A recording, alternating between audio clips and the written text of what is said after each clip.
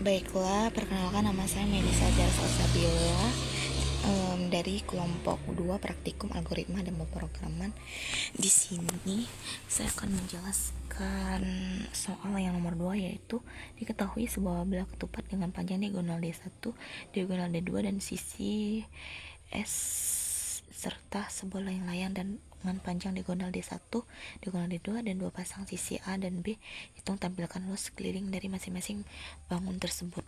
Oke, di sini lanjut aja. Ada bagian mulai, lalu masukin variabel diagonal 1, lalu belah ketupat, lalu diagonal 2, belah ketupat, lalu sisi belah ketupat, luas belah ketupat, keliling belah ketupatnya. Nah, ini disesuaikan dengan soalnya ya. Oke, di sini sisi belah ketupat, luas belah ketupat.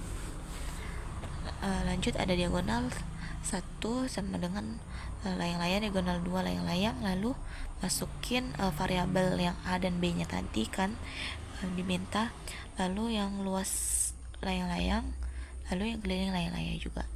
Lanjut di sini ada input, yaitu input itu di sini kita memasukkan inputnya diagonal 1, lalu belah ketupat, diagonal 2 belah ketupat, dan sisi belah ketupat. Lanjut ke prosesnya luas belah ketupat pakai tanda panah.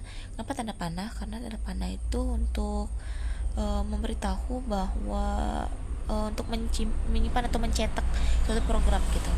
Jadi untuk D1 nya belah ketupat, karena kan luas belah ketupat itu kan diagonal 1 dikali diagonal 2 lalu dibagi 2. Lanjut untuk prosesnya, untuk keliling belah ketupat itu rumusnya 4 dikali sisi belah ketupat.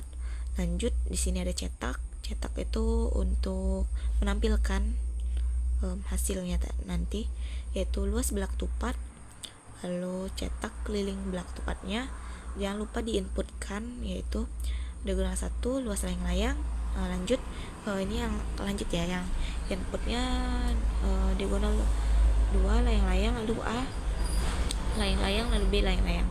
Prosesnya luas layang-layang itu tanda panah D1, tanda panah itu untuk gunain untuk menyimpan atau memberitahu suatu program gitu ya. Lalu luas layang-layang itu kan diagonal 1 kali diagonal 2 layang-layang lalu dibagi 2. Lanjut yang keliling layang-layangnya sama dengan 2 dikali layang-layang ditambah di layang-layang. Lanjut di sini ada cetak, lalu luas layang-layang, cetak keliling layang-layang. Oke.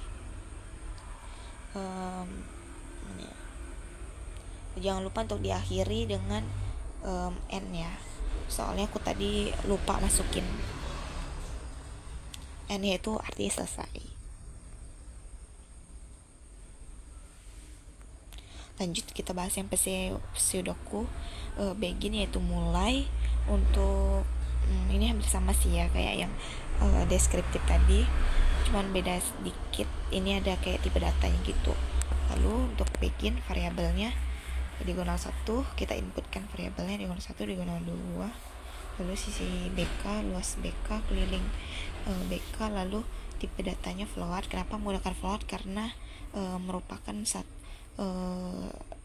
data tunggal presisi yang muat pecahan gitu. Lalu untuk variabelnya diagonal 1 layang-layang, lalu diagonal 2 layang-layang, A nya layang-layang, B layang-layang, lalu luas layang-layang, keliling layang-layang. Lalu untuk tipe data juga sama, yaitu float. Next di sini ada perintah read. Read itu gunanya untuk memberitahu atau membaca, lebih tepatnya kayak menyimpan gitu, menyimpan satu program untuk diproses nantinya. Nah ini kan diagonal 1, diagonal 1 itu kan belah ketupat, lalu D2 belah ketupat, lalu S nya juga belah ketupat gitu ya. Lanjut di sini ada read. Read-nya itu yaitu untuk kayak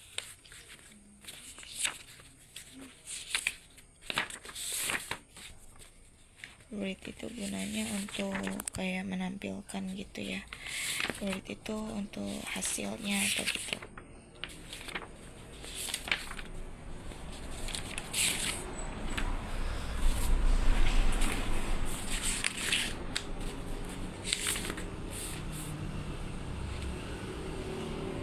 Nah, lanjut.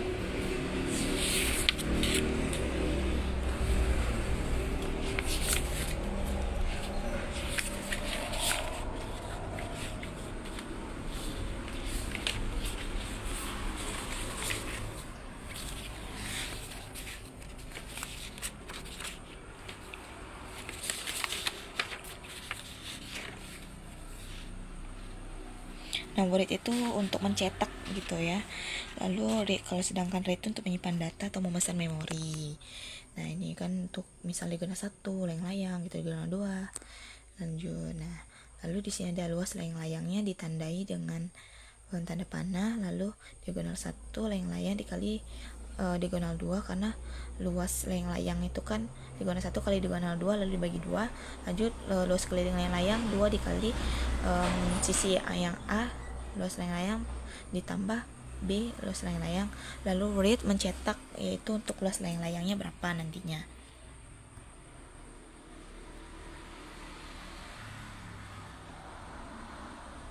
Nah, lalu kelilingnya juga, lalu N selesai. Nah, lanjut di sini saya akan menjelaskan yang untuk bagian float.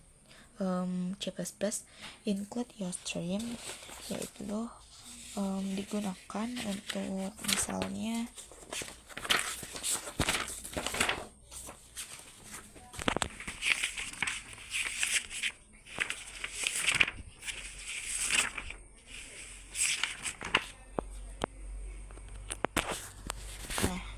yang untuk include IOStream itu merupakan header dari pemrograman C++ yang dimana adalah proses pengarah untuk misalnya menggunakan, kalau misalnya mau fungsi sort, count, chin, and gitu.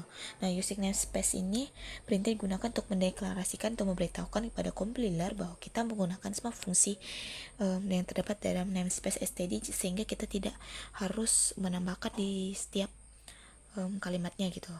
Nah, sedangkan intermain itu dia itu digunakan untuk adalah fungsi utama yang program untuk diletakkan sesudah fungsi ini dibatasi dengan tanda kurung kurawal.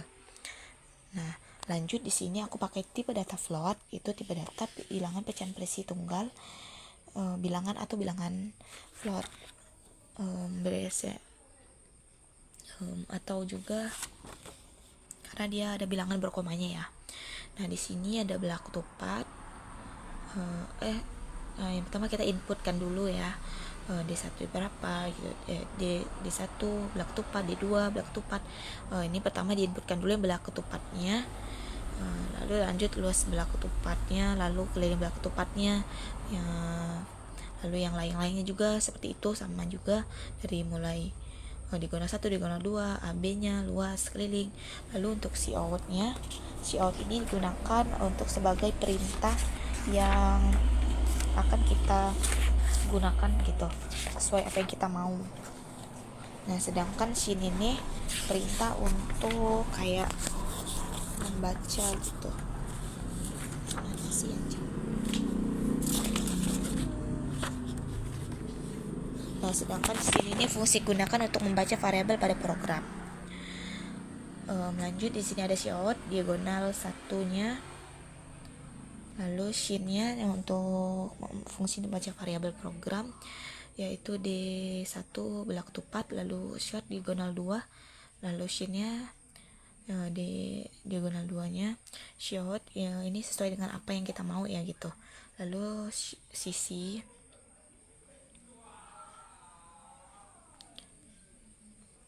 nah lalu sisinya, lalu untuk shin itu shin ini untuk membaca variabel pada programnya tadi, lalu dimasukkan sisi belak tupatnya. Nah, lanjut di sini untuk luas belak tupat dan keliling belak tupatnya itu digunakan sesuai dengan rumusnya. Luas keliling belak tupat itu yaitu 4 dikali sisi belak tupat, lalu karena kan sisi kali sisi ya, jadi jumlahnya 4. Lalu untuk luasnya itu kan diagonal 1 kali diagonal 2 dibagi 2. Nah, lalu cout-nya itu luas sama dengan luas belak tupat, lalu NL. Kenapa menggunakan NL? Karena fungsinya digunakan agar tulisan pada compiler tuh turun satu baris atau sebagai enternya gitu. Lanjut, di sini ada keliling, lalu keliling belak tupatnya dicari juga. Nah, ini kan untuk memisahkan antara belak tupat dan layang-layang ya. Jadi kita pakai fungsi siaut. Siaut ini tergantung dengan apa yang mau kita tulis kan. Lalu itu untuk kita enter. Lanjut, di sini siautnya layang-layang sama aja kayak yang belak tupat tadi, dimasukin di diagonal 1. Terus sini untuk membaca diagonal satunya, diagonal layang-layangnya, siautnya diagonal 2, lalu diagonal 2 layang-layang. Lalu di sini shotnya kita masukkan kita mau cari sisi A, lalu CR untuk membaca programnya A sama dengan A layang-layang, lalu sisi yang B D1 tambah D2 layang-layang bagi 2. Nah, ini sama aja luas kelilingnya tadi ya. Siautnya luas sama dengan luas layang-layangnya, lalu jangan lupa di enter siaut kelilingnya, lalu cari keliling layang-layang. Nah, kenapa aku menggunakan right to null? Karena right to null ini digunakan sebagai tandanya jika suatu program itu berjalan dengan lancar atau sukses. Jadi biar dia tuh nggak error gitu programnya, jadi digunakanlah return null ini. Nah, lalu lanjut aja langsung di run ya. Nah, untuk di run ini terserah bebas mau masukin variabelnya berapa, cuman kalau aku masukin variabelnya itu 10, yang duanya 20. Nah, yang sisinya aku masukin 4. Nah, ini otomatis dia terhitung kan, luasnya 100, kelilingnya di 16. Untuk yang layang-layangnya lanjut, di sini aku masukin 77, diagonal 10, sisi yang A nya 7. Nah, nanti otomatis dia terhitung luasnya. Oke. Nah, lanjut di sini ada flowchart.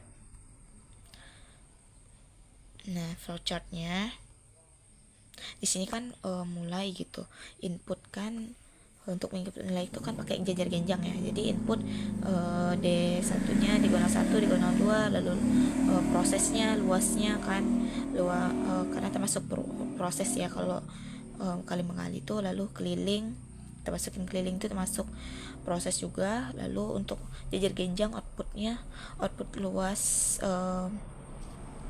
nanti kan dia habis hasilnya itu kan langsung keluar outputnya. Nah, lanjutnya input lagi yang untuk layang-layang, sama aja kayak yang belak tupat tadi. Nah, lalu ini prosesnya luas layang-layangnya diagonal 1 dikali diagonal 2. Nah, lalu outputnya nanti luas layang-layang, luas layang-layang dan outputnya kali layang-layang. Oke. Lalu kalau udah selesai. Sekian dari saya. Wassalamualaikum warahmatullahi wabarakatuh.